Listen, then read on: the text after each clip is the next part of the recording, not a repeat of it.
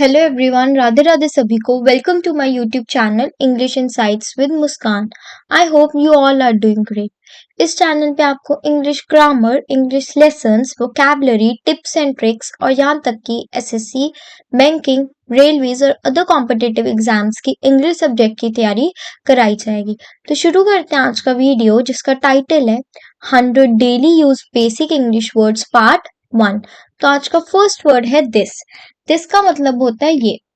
मेरे पास कोई पेन पड़ा है तो मैं उसे बोलूंगी दिस इज माई पेन, ये मेरा पेन है। डैट, जब कोई चीज दूर पड़ी होती है तब हम उसके लिए यूज करते हैं डैट। वो तुम्हारा पेन है, डैट इज योर पेन। अब बच्चे, दिस का ही प्लूरल होता है दीज और डैट का ही प्लूरल होता है दोज।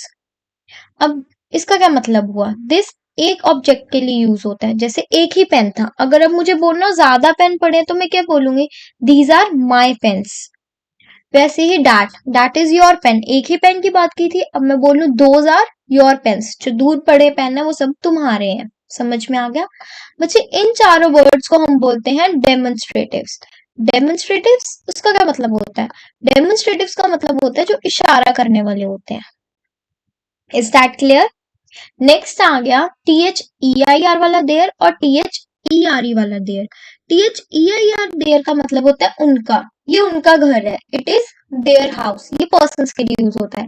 और जो THERE वाला देयर है, ये लोकेशन के लिए यूज होता है। जैसे look, there is a mango tree, वहां देखो एक मैंगो ट्री है।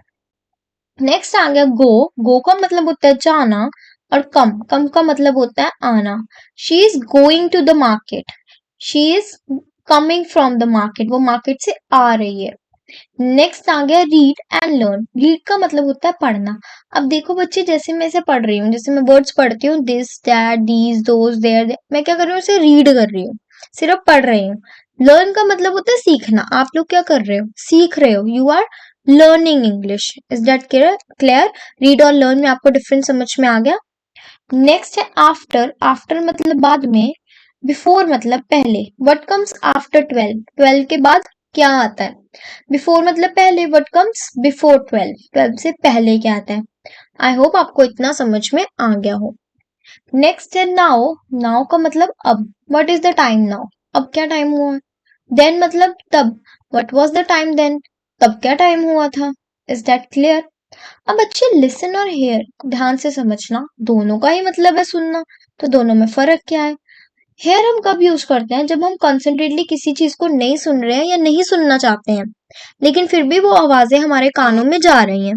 जैसे हम मार्केट गए, मार्केट में हमें हॉर्न्स की आवाज आ रही है, स्ट्रीट वेंडर्स की आवाज आ रही है, लोगों की आवाज आ रही है। हम नहीं भी सुनना चाहते, लेकिन फिर भी हमारे कानों में वो आवाज पड़ रही है। तब हम यूज करते हैं हेयर। और लिसन कब यूज करते हैं? लिसन हम तब यूज करते हैं जब हम अटेंटिवली या कॉन्सेंट्रेटली किसी की बातों को सुनते हैं। जैसे आप लोग, यू आर लिसनिंग मी, आप मुझे सुन रहे हो, अटेंटिवली सुन रहे हो या कॉन्सेंट्रेटली मेरी बातों को सुन रहे हो, तब हम क्या यूज करते हैं? लिसन यूज करते हैं। Is that clear? I hope आपको इतना समझ में आ गया हो। अगर अच्छी लग रही है वीडियो तो प्लीज लाइक शेयर जरूर करना। Thank you.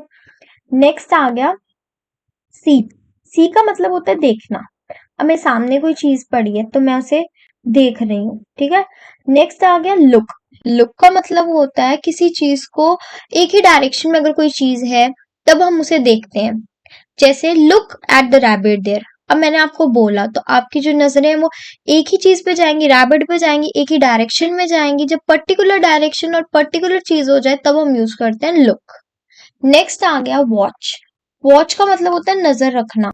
I am watching you, मेरी तुम पे नजर है। गेज का मतलब होता है घूरना। She is gazing at me, वो मुझे घूर रही है। नेक्स्ट आ गया make, build and create. Make का मतलब होता है बनाना, बिल्ड का मतलब होता है निर्माण करना, और क्रिएट का मतलब होता है सृजन करना। इसे हम समझते हैं नेक्स्ट स्लाइड से। Make means to form something by putting things together. इसका क्या मतलब हुआ? मैंने आपको कुछ सामान दे दिया, आपको कुछ आइटम्स दे दी, आपको मैंने बोला उससे कोई चीज बनाओ, आपने उसी को मिक्स मैच करके कुछ ना कुछ बना दिया, तब हम यूज करते हैं मेक। ध्यान रखना, इसमें आपने कोई यूनिक चीज नहीं बनाई है, कोई ऐसी चीज नहीं बनाई है जो पहले नहीं थी अब आपने बना दी, ऐसा कुछ नहीं है। चीजें बनी हुई थी, आपको गिवन थी, आपने उसी को मिक्स मैच करके बनाई है। लेकिन क्रिएट में क्या होता है? Create means to bring something into existence. किसी चीज को एग्जिस्टेंस में लाना जो पहले नहीं थी। जब हम कुछ यूनिक चीज कोई यूनिक चीज बना देते हैं तब हम वर्ड यूज करते हैं क्रिएट। पहले वो एग्जिस्टेंस में नहीं थी लेकिन अब वो एग्जिस्टेंस में आ चुकी है, आपने यूनिक चीज बना दी है। समझ में आ गया मेक और क्रिएट का difference. Build means to construct. क्या कंस्ट्रक्ट करने के लिए? बिल्डिंग्स वगैरह कंस्ट्रक्ट करते हैं तब हम यूज करते हैं बिल्ड। अब बच्चे एक वर्ड पिछली स्लाइड में रह गया था, फाइंड। फाइंड का मतलब होता है खोजना। She is finding her book, वो अपनी बुक खोज रही है या अपनी बुक ढूंढ रही है। Is that clear? I hope आपको वीडियो अच्छी लग रही हो। नेक्स्ट वर्ड आ गया चूज। चूज मतलब चुनना। बच्चे चूज का ही पास्ट फॉर्म होता है चोज। नेक्स्ट आ गया आस्क। आस्क मतलब पूछना। She is asking some questions, वो कुछ क्वेश्चंस पूछ रही है। टेल मतलब बताना। She is telling me a story, वो एक कहानी बता रही है। थिंक मतलब सोचना। I am thinking of you, मैं तुम्हारे बारे में सोच रहा हूँ। फील मतलब महसूस करना। I am feeling very angry. Talk मतलब बात करना। जब हम किसी से बात करते हैं तो हम क्या वर्ड यूज करते हैं? टॉक करना। टॉक।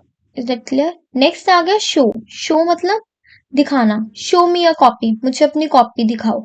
बिलीव। बिलीव मतलब विश्वास करना। आई बिलीव इन गॉड, मुझे भगवान पे विश्वास है। नेक्स्ट वर्ड आ गया बच्चे पुश एंड पुल। पुश का मतलब होता है धकेलना एंड पुल का मतलब होता है खींचना। अब बच्चे आप किसी चीज को पुश करोगे तो वो क्या करेगी? दूर जाएगी। तो दूर के लिए हम क्या वर्ड यूज करते हैं? फार।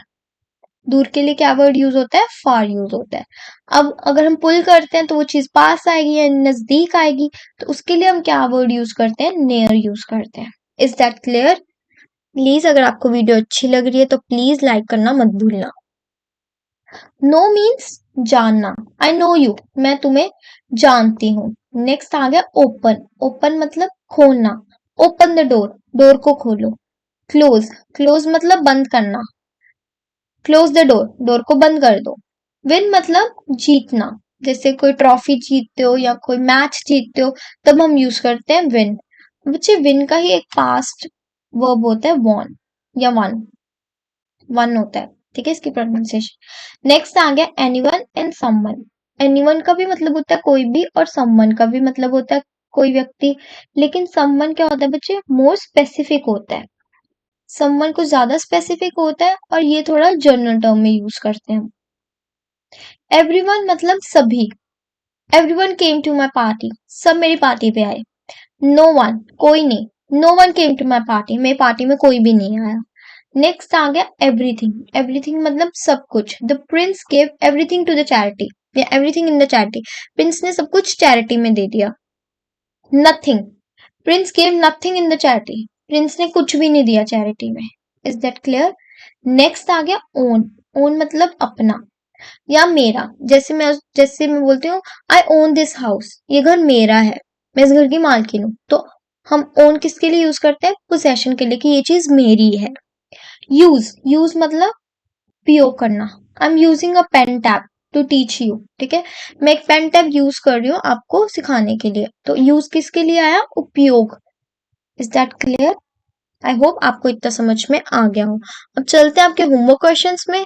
तो पहला है कुछ एंड सारा, इसको आपने बताना इंग्लिश में हम क्या बोलते हैं। प्लीज कमेंट सेक्शन में इसका आंसर जरूर देना। Okay, so thank you for watching. Do like, share and subscribe my channel. And मेरे social media handle links आपको description box में मिल जाएंगे। अगर आपको इसकी PDF चाहिए तो वो भी आपको मेरे Telegram channel पे मिल जाएगी। So I hope आपको वीडियो अच्छी लगी हो। So thank you everyone. Take care and bye bye.